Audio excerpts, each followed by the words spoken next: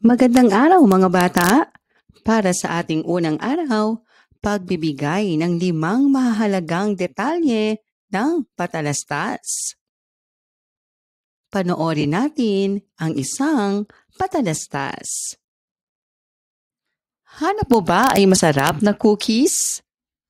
Narito na ang pinakamasarap at pinakabagong Sweet Bites cookies. Mabibili na sa kantina ng ating paaralan simula sa Lunes. Kaya ano pang hinihintay nyo? Bili na ng Sweet Bites cookies. Ano ang ipinapatalastas? Sino ang bibili? Saan ito mabibili? Kailan ito pwedeng mabili? Ano ang isang patalastas?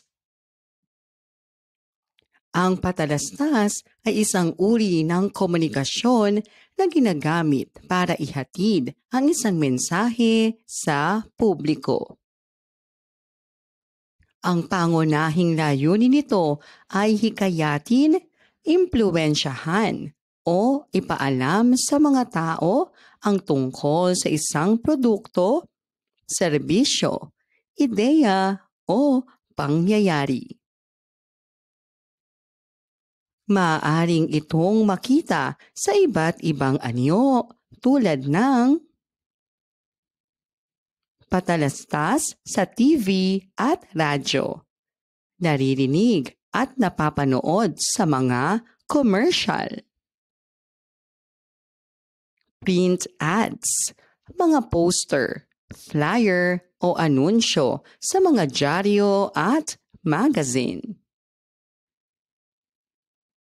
Digital ads, mga pop-up na anunsyo, banner sa website at mga posts sa social media.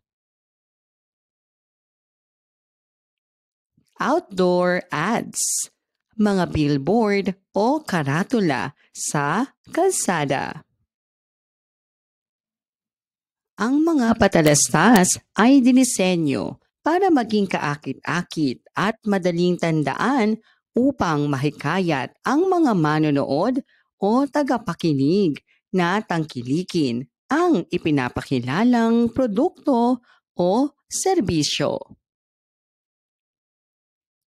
5 mahalagang detalye ng patalastas. Ano ang ipinapatalastas?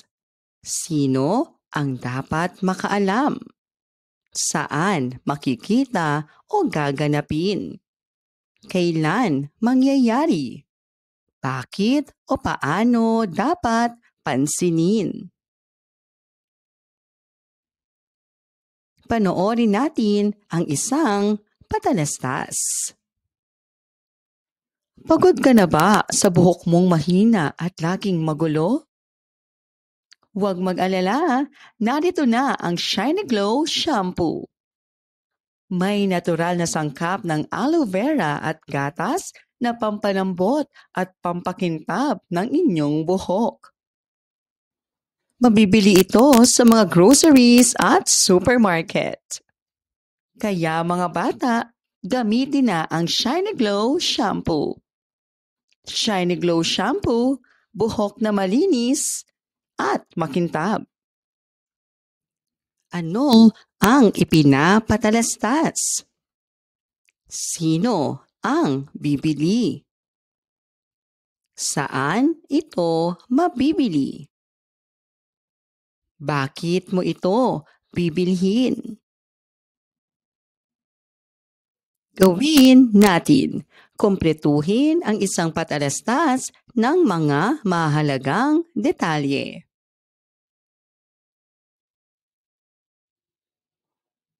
Laging tandaan, ang patalastas ay isang uri ng teksto na nagbibigay ng impormasyon o anunsyo. Mahalaga ang pagkuha ng 5 detalye upang lubos na maunawaan ang mensahe nito. Sino? Ano? Kailan? saan, at paano. Ikalawang araw, salitang dinaglat.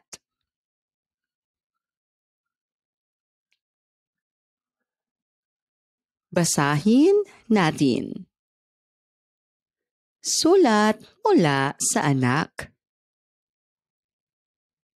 Isang araw, nakatanggap ng sulat si Ginoong Santos mula sa kanyang anak.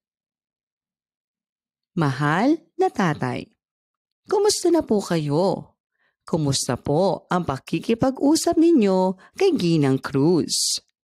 Ipinadala po ni Dr. Montejo ang mga resulta ng check-up ninyo. Laging mag-iingat, magkikita tayo sa Disyembre para sa bakasyon. Nagmamahal, Binibining Santos. Pagkabasa ng sulat, napangiti si Ginoong Santos. Alam niya na kahit malayo ang anak, nasa puso pa rin siya nito.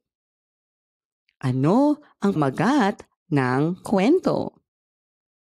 Sino ang nakatanggap ng sulat? Sino ang nagpadala ng sulat kay Ginoong Santos? Ano ang pagdadaglat? Ang pagdadaglat o abbreviation ay ang pagpapaikli ng isang salita o parirala. Madalas itong ginagamitan ng tuldok sa dulo. Maraming dinaglat na salita ang ginagamit natin araw-araw. Kagaya ng sa pangalan ng tao. Pagdadaglat ng oras. Pagdadaglat ng mga araw. Pagdadaglat ng mga buwan.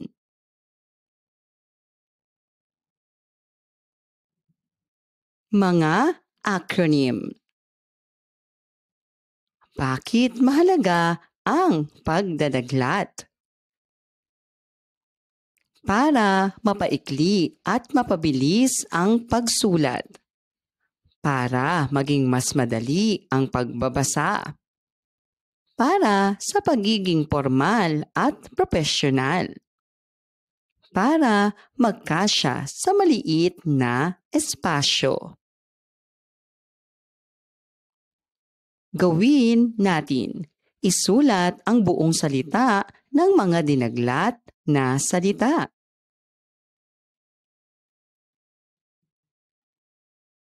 Gawin natin.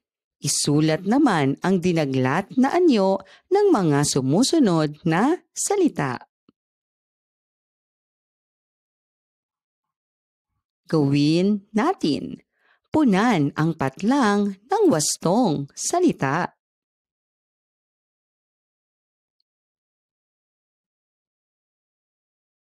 Laging tandaan, ang pagdadaglat ay nakakatulong upang maging mas madali ang pagsusulat at pagbabasa. Tandaan, ginagamitan ito ng tuldok at laging nagsisimula sa malaking titik. Ikatlong araw, pagtukoy sa suliranin at solusyon ng balita. Ano ang nakikita ninyo sa larawan? Ano kaya ang problema o suliranin? Ano ang maaaring solusyon? Panoorin natin ang isang balita. Baha sa kalsada narasolba matapos ang mabilis na paglilinis.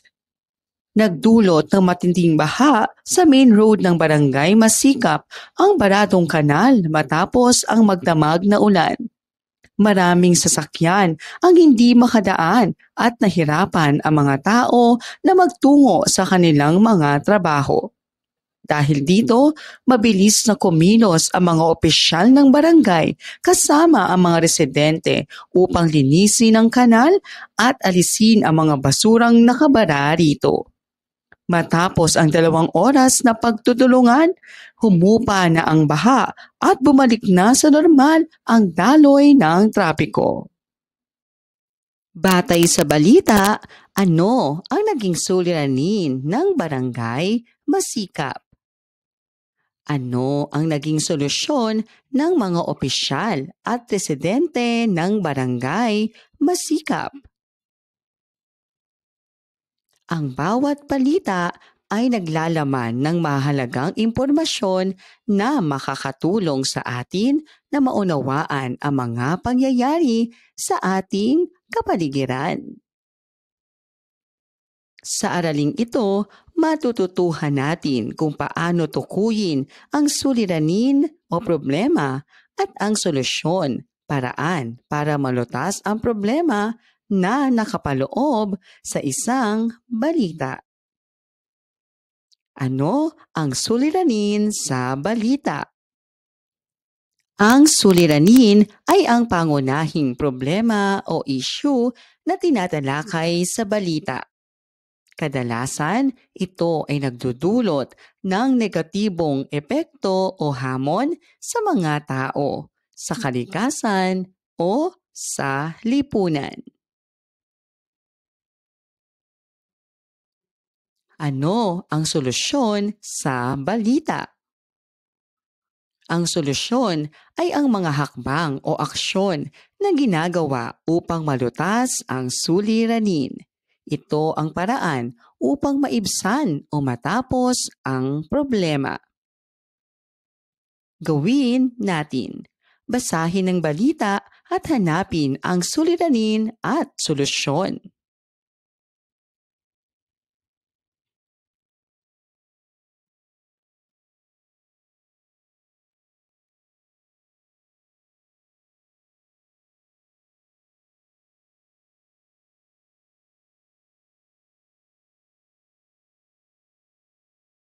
Laging tandaan, suliranin, hanapin ang sanhi ng problema.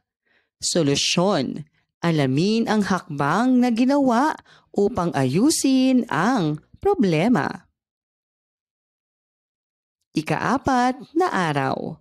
Ngalan ng tao, lugar, hayop, bagay at pangyayari o ang pangalan. Sagutin ang mga bugtong. Ako'y kaibigan ng tao, bantay ng bahay, tahol ng tahol kapag may dumarating. Ano ako?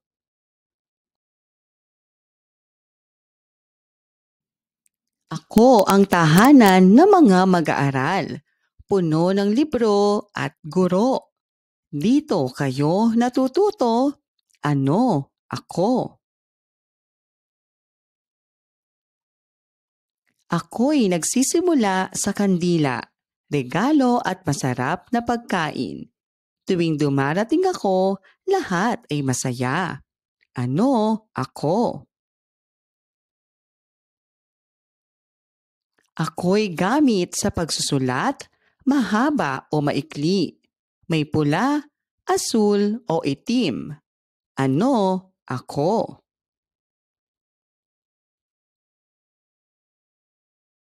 Ako'y masipag magturo. Ako'y inyong kasama sa paaralan.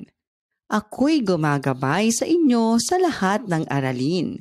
Sino ako? Aso, paaralan, kaarawan, lapis o ballpen, guro, ay mga halimbawa ng mga pangalan. Ano ang pangalan? Ang pangalan ay isang salita na tumutukoy sa ngalan ng iba't ibang bagay sa ating paligid. Ito ang mga salita na ginagamit natin para pangalanan ang mga tao, lugar, hayop, bagay, at pangyayari.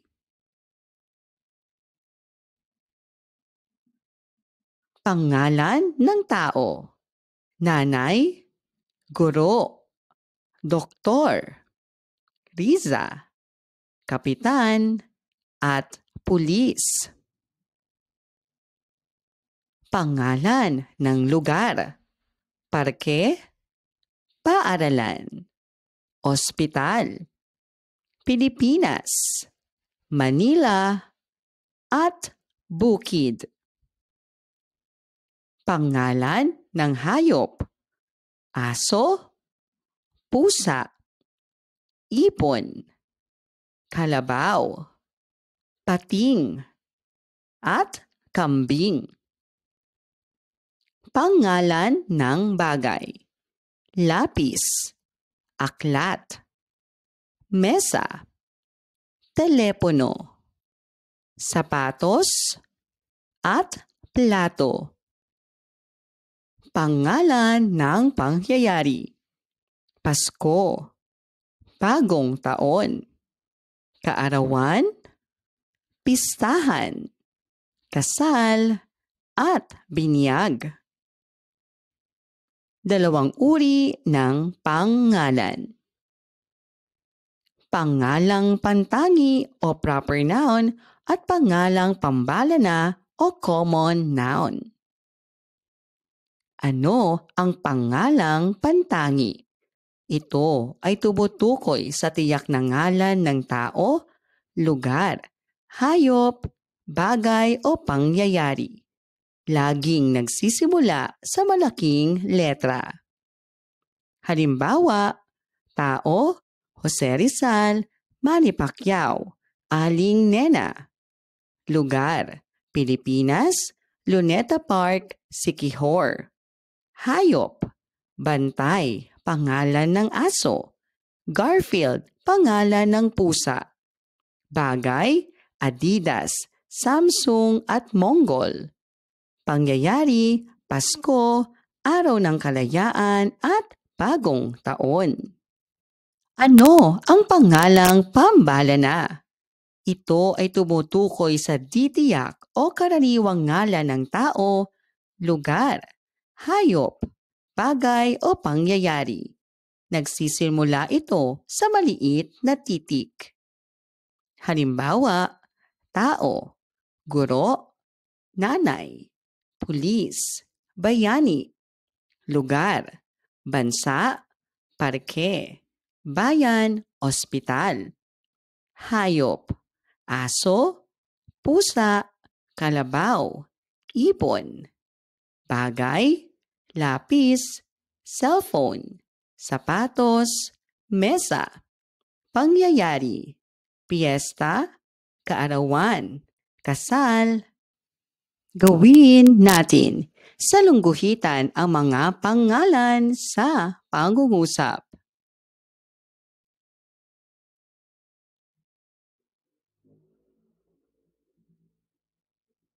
Gawin natin. Tukuyin kung ang bawat salita ay pangalang pambalana o pangalang pantangi. Isulat ang bawat salita sa tamang hanay sa ibaba. Laging tandaan, ang pangalan ay isa sa mga pinakamahalagang bahagi ng pananalita. Ito ay salitang ginagamit natin para sa ngalan ng tao, lugar, hayop, bagay, o pangyayari. Pangalang pambalana. Karaniwan at hindi tiyak na ngalan. Nagsisimula sa maliit na letra. Pangalang pantangi. Tiyak at espesyal na ngalan. Palaging nagsisimula sa malaking letra. Maraming salamat po sa inyong panonood at pakikinig. Hanggang sa muling pag-aaral ng asignaturang Filipino. Paalam!